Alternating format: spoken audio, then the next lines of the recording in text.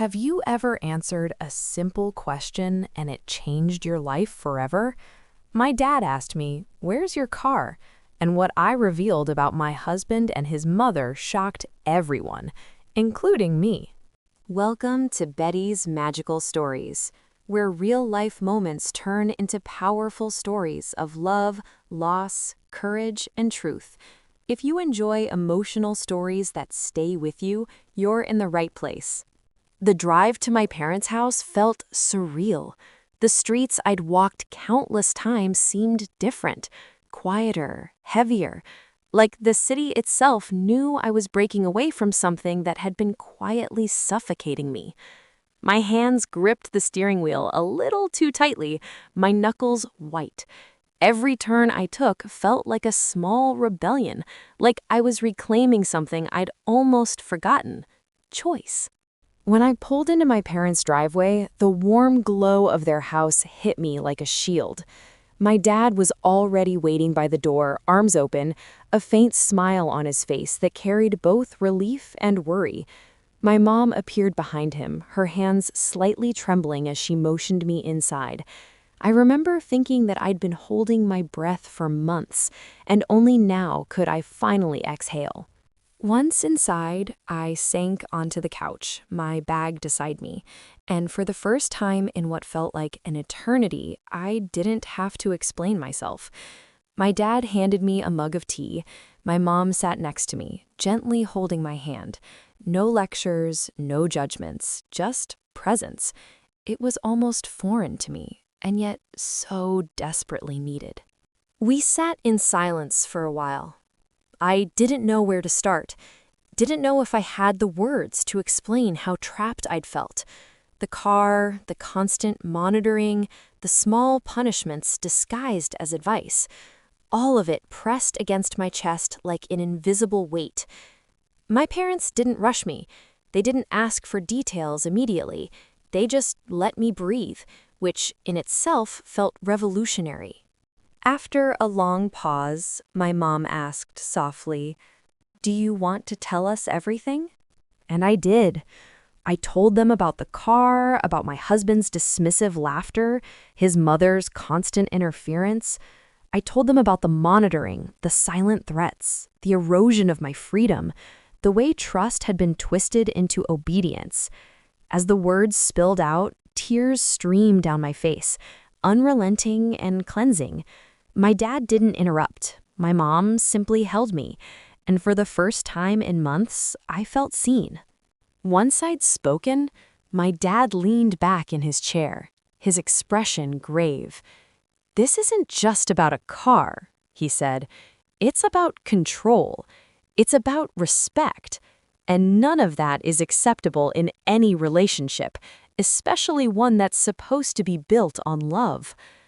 His voice was firm, unwavering, and for some reason, hearing those words aloud made the fear inside me shrink just slightly. We stayed up late into the night, talking strategy. I had questions I'd never dared to ask before. Could I go back? Should I go back? Could I set boundaries without being punished?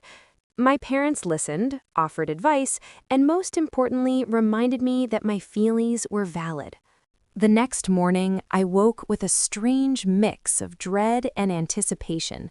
I had a plan. Not a fully formed one, but enough to feel like I had a spark of control. I knew I couldn't go back and pretend everything was fine. Not yet. Not until things changed. But I also knew I couldn't burn bridges recklessly. I had to protect myself, and I had to do it carefully. We started with small steps. I called a trusted friend to let them know what was happening. I made notes of every interaction, every demand, every lie. Each entry in my journal was a piece of armor, a reminder that I had a right to my own life, my own decisions. And then came the hardest part, deciding how to face my husband and his mother. I knew confrontation would come, eventually. I knew he would react with anger, maybe even blame me entirely. But the thought of waiting silently while my life continued to be dictated by them was unbearable. In the days that followed, I practiced asserting myself in small ways. I asked for my car, explicitly and calmly, through text first. I made clear plans for when I needed it and set boundaries around my personal space. Each message I sent, each statement I made, was an exercise in reclaiming my voice. I felt like I was walking a tightrope between fear and empowerment. Then, one afternoon, my phone rang. It was my husband. His voice was tense, trying to sound casual, but the underlying anger leaked through. He asked why I hadn't come home yet. I paused, took a deep breath, and told him where I was and why. I didn't apologize for being at my parents' house. I didn't soften my words. I stated facts, calmly, firmly. And the silence that followed on the line was louder than any shouting match we'd ever had. I could feel a shift beginning, subtle but undeniable. For the first time, he didn't dictate the conversation. For the first time, I had space to be heard. I hung up the phone feeling exhausted but oddly liberated, like I'd finally taken the first real step toward claiming my life back.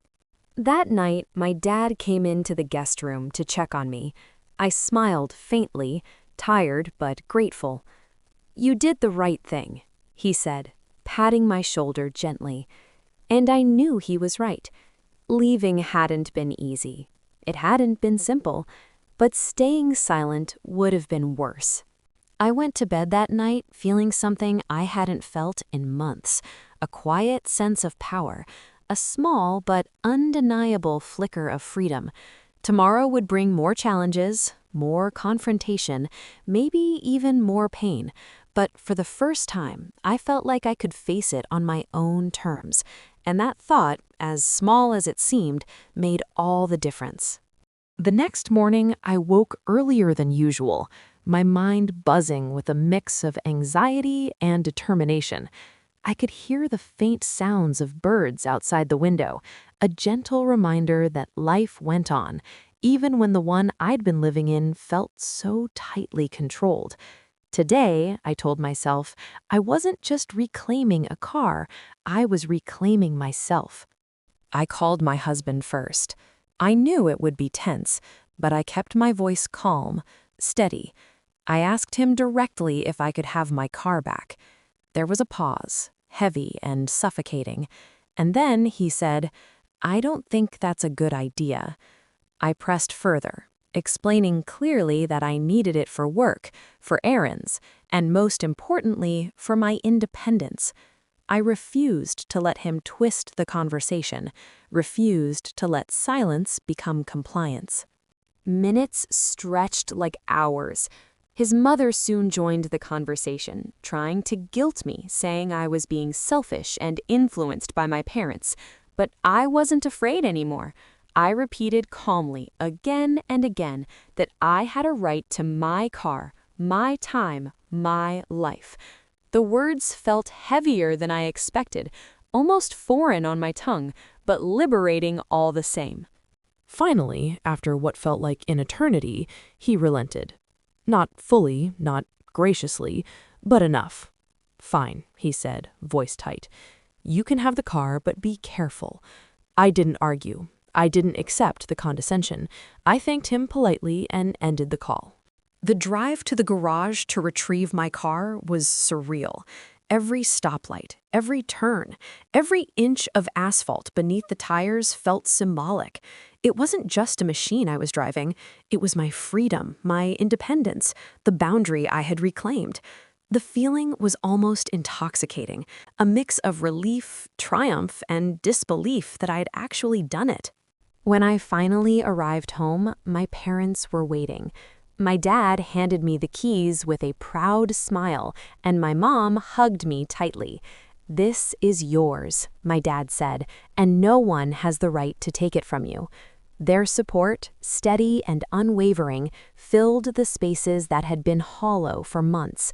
For the first time, I felt like I wasn't alone in this fight. Over the next few days, life began to shift subtly. I started setting boundaries with my husband and his mother more firmly. I insisted on privacy, on respect, on the ability to make decisions for myself without fear or guilt. Each time I pushed back, I felt a little stronger, a little more certain that I deserved autonomy and dignity. Of course, it wasn't perfect. There were arguments, tense silences, and moments where I doubted myself. But each confrontation was easier than the first. Each moment I claimed for myself reminded me that control could be challenged, that manipulation could be resisted. I realized something profound. Freedom isn't just about cars, schedules, or errands. It's about reclaiming your voice, your choices, and your right to exist as more than what others dictate. One afternoon, I sat in the driver's seat, my hands resting lightly on the wheel, and I thought about how far I'd come. The fear that had once been constant now felt distant, like a shadow that no longer controlled me. I could laugh. I could cry. I could breathe freely. And that realization, small but seismic, made every difficult moment worth it. By the end of the week, I had begun redefining my relationship on my own terms. I didn't need anyone's permission to exist. I didn't need silent compliance or manipulated obedience. I had discovered something powerful. My life belonged to me. The car had been a symbol, yes, but the real victory was reclaiming my autonomy, my dignity, and my right to live freely.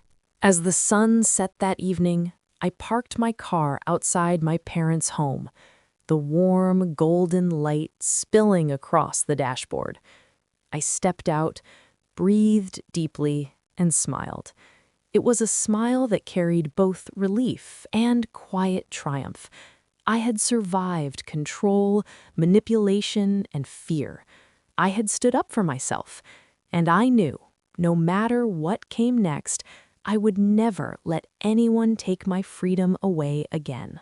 This is the perfect emotional close for your story, but it also leaves space for follow-up videos if you want.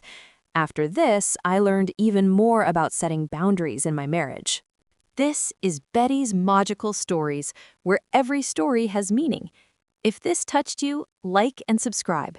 In the next part, I'll share what happened the morning after, when silence turned cold, accusations were made, and I was forced to choose between obedience and myself.